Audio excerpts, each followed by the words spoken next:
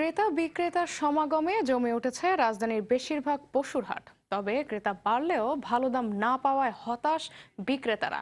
হাটের শুরুর দিকে অনেক চড়া দামের গুঞ্জন থাকলেও এখন দর একেবারেই পড়া। সঙ্গে আছে দালালদের দৌরাত্ম্য। শামসুজ্জামান শুভর ক্যামেরায় রাজধানীর গরুর হাটের খবর জানাচ্ছেন খান আলামিন।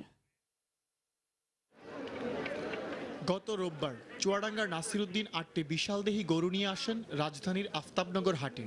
দাম ১,৩০,০০০ থেকে ১.৫ লাখের মধ্যে। সপ্তাহ ঘুরে এলেও নাসিরউদ্দিনের ভাগ্যের চাকাটা ঘুরেনি, বিক্রি হয়নি একটি গরুও। লস আছে, যাতে করে আমি গরু ধরে আছি যাতে আমার গরুগুলো ২০-২৫ বিক্রি হয়, তাহলে আমার খরচটা ওঠে। সকালবেলা খুব একটা বিক্রি না থাকায় অলস সময় কাটে নাসিরউদ্দিনের মতো অনেক ব্যাপারীর। তাই RTVর কাছে নিজেদের হতাশার কথা জানায় তারা। আজকে খালি মাত্র একটা গরু বেচেছি, গরুটার দাম আমার দেশেই ৭০,০০০ টাকা, কিন্তু এখানে এসে বেচলাম ৪৫,০০০ টাকা।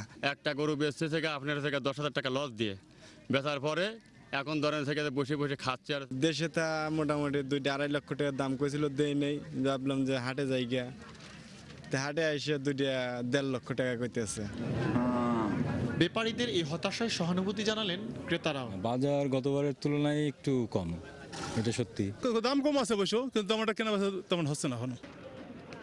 বাজার খারাপ থাকলেও দেশের বিভিন্ন প্রান্ত থেকে এখনো গরু আসছে। সহনীয় দামের মধ্যে অনেকেই নিয়ে যাচ্ছেন কাঙ্ক্ষিত পশুটি। খারাপ না, মোটামুটি দাম আছে। আমি ভালো গুড প্রাইসে গরু কিনতে পারছি।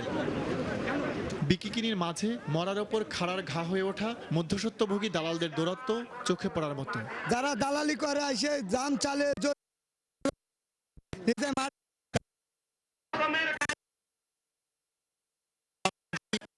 এনে দিতে পারে ব্যাপারীদের মুখে।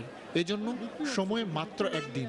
গত কয়েক বছর শেষ দিনের বাজারটা কখনো ক্রেতার পক্ষে কখনো বিক্রেতার। তাই হিসাব নিকেশটা বোঝা বড় দায়। খান আলামিন, RTV, ঢাকা।